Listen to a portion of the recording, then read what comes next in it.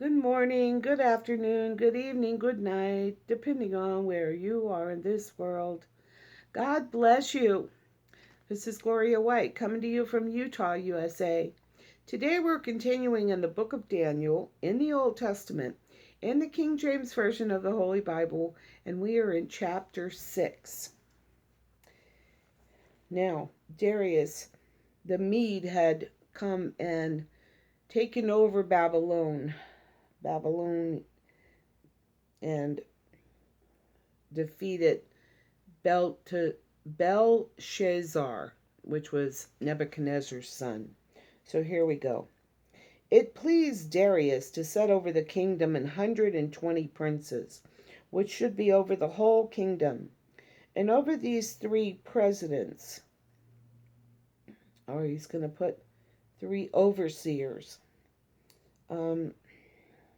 of whom Daniel was first, or number one, that the three princes might give account unto them, and the king should have no damage or loss.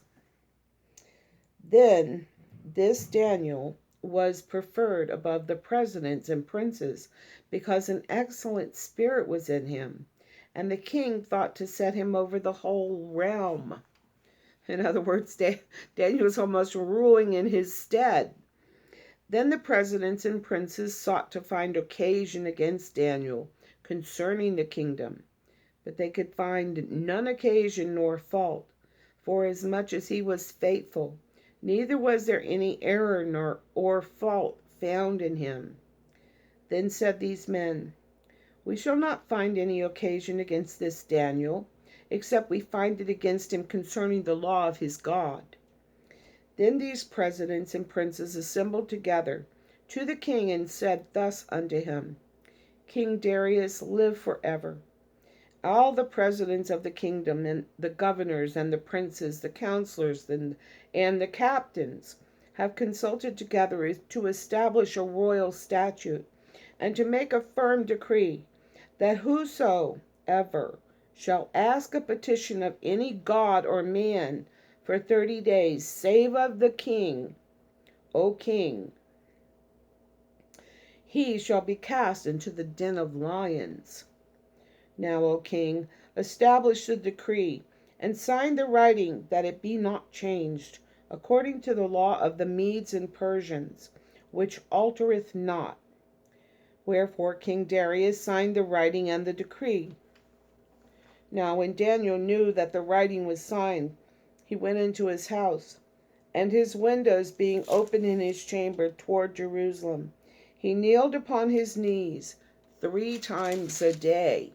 Did Daniel turn away because they made a law? Because the king signed a piece of paper, a mere man? No, Daniel didn't turn away from God, and prayed and gave thanks before his God, as he did aforetime, had been doing before all this new thing was signed. Then these men assembled and found Daniel praying and making supplication before his God. Then they came near and spake before the king concerning the king's decree. Hast thou not signed a decree, that every man that shall ask a petition of any god or man within 30 days, save of thee, O king, shall be cast into the den of lions? The king answered and said, The thing is true, according to the law of the Medes and Persians, which altereth not. So once they make a law, they don't change it. Then answered they and said before the king, That Daniel, which is of the children of the captivity of Judah, regardeth not thee, O king, nor the decree that thou hast signed, but maketh his petition 3 times a day. Then the king, when he heard the words, was sore displeased with himself, and set his heart on Daniel to deliver him. And he labored till the going down of the sun to deliver him. Then these men assembled unto the king, and said unto the king, Know, O king, that the law of the Medes and Persians is, that no decree nor statute which the king establisheth may be changed. Then the king commanded, and they brought Daniel, and cast him into the den of lions. Now the king spake and said unto Daniel, Thy God, whom thou servest continually, he will deliver thee. And a stone was brought and laid upon the mouth of the den, and the king sealed it with his own signet, and with the signet of his lords, that the purpose might not be changed concerning Daniel. Then the king went to his palace, and passed the night fasting. Neither were instruments of music brought before him, and his sleep went from him. Then the king arose very early in the morning, and went in haste unto the den of lions. And when he came to the den, he cried with a lamentable voice unto Daniel. And the king spake and said to Daniel, O Daniel, servant of the living God, is thy God, whom thou servest continually, able to deliver thee from the lions? Then said Daniel unto the king, O king, live forever. My God has sent his angel, and has shut the lions' mouths, that they have not hurt me. For as much as before him innocency was found in me, and also before thee, O king, have I done no hurt. Then the king, exceeding glad for him, commanded that they should take Daniel up out of the den. So Daniel was taken up out of the den, and no manner of hurt was found upon him, because he believed in his God.